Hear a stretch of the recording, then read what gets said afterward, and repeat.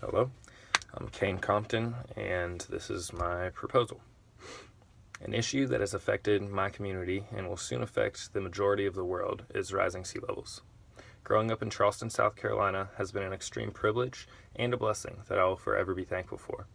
I believe it's the best city in the country, and a large reason for that is because of the natural beauty the city has by being on the water. Unfortunately, the close proximity Charleston has to the Atlantic has already started to become an issue. During a king tide or after a summer downpour, places like East Bay Street sit below sea level and are flooded sometimes by multiple feet of this salty water. This issue is an extremely familiar one to my family. My parents run a horse-drawn carriage company in downtown Charleston, and with our barn being right next to Market Street, we often have to modify our hours of business around the degree to which the streets have been flooded. Since 1990, taxpayers have had to pay over $238 million to fix outdated broken drainage systems within the city. In addition to this, flooding of the streets virtually shuts down Charleston's biggest industry of tourism until the tide goes back down. There's countless hours throughout a summer when the streets are too flooded for tourists to get in, and we just end up losing all that revenue as a city as a whole, not just my family's business. The problem of rising sea levels does not exist exclusively on the peninsula, though. If you go to any of the nearby beaches, Sullivan's Island, Isle of Palms, or Folly Beach, the rising sea levels are causing erosion on the beaches to take place at a much faster rate than they used to.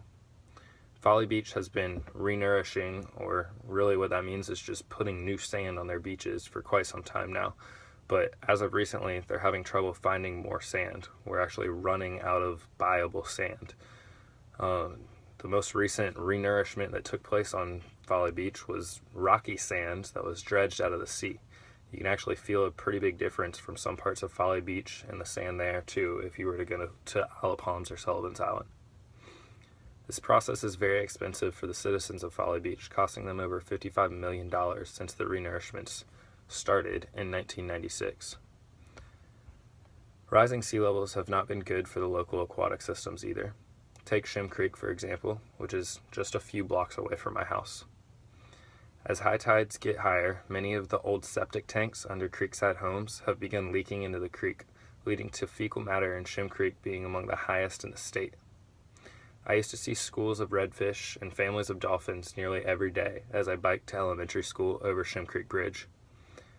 I also have seen a few manatee while fishing in the creek. Unfortunately, this is no longer the case. The only life now found in this once thriving ecosystem is schools of kayakers and stand-up paddleboarders, ironically filling a creek that has recently been deemed unsafe to swim in because of the fecal matter. There's no great solution to rising sea levels, and there's definitely no easy one. Right now, the only thing that we know that will slow down the rising sea levels is to stop the melting of polar ice caps.